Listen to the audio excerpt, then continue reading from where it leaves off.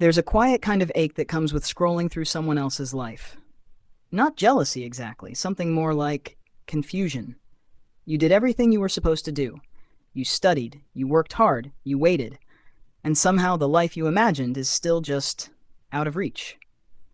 Psychologists call this a disrupted life script.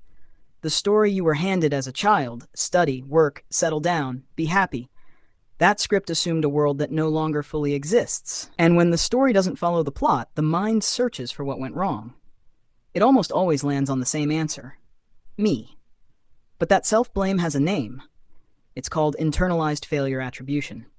It means you absorb the idea that your circumstances are entirely your creation, even when the ground itself shifted beneath an entire generation. The 2008 financial crisis, a pandemic, a housing market that never came back down. These weren't personal failures. They were generational fractures.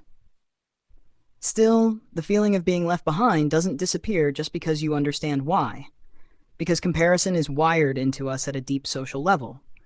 Our brains use other people as mirrors to measure where we stand. Social comparison theory tells us this is natural, even adaptive. But it becomes painful when your reference group seems far ahead. And social media makes that reference group infinite.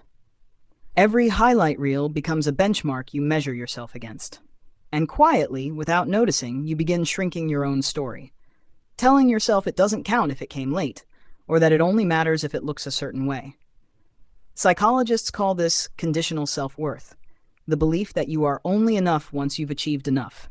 It keeps you in a constant state of almost there, almost ready, almost deserving, and the exhaustion of that almost is very real. There's also something called ambiguous loss. Grief for a version of your life that never quite materialized. You can't mourn it publicly. There's no funeral for an unmet expectation, so you carry it silently behind small talk and fine, I'm doing fine.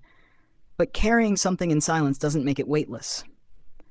Research shows that unexpressed grief compounds over time. It shows up as low-grade anxiety, a restlessness with no clear source, or as a numbness toward things that used to feel exciting. This isn't laziness or ingratitude.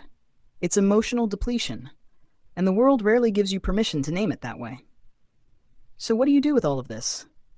You start by separating your timeline from everyone else's. Your life is not a delayed version of someone else's. It is its own story, with its own valid rhythm. And some of the most meaningful chapters begin quietly, without fanfare. Feeling left behind is real. And it deserves to be acknowledged, not dismissed, not fixed in a weekend, not solved with a productivity hack, just held with the same patience you would offer someone you truly love. Because the version of you that made it this far is not someone who fell behind. That version of you kept going, through confusion, through grief, through comparison. And that is something worth seeing clearly. So I want to ask you something, gently. Whose timeline have you been measuring yourself against? And is it actually yours? If this felt like something you needed to hear, you might want to stay close to this space. There's more here for you. Next time, we explore why some people can never seem to rest without guilt, and what the psychology of rest avoidance is really protecting.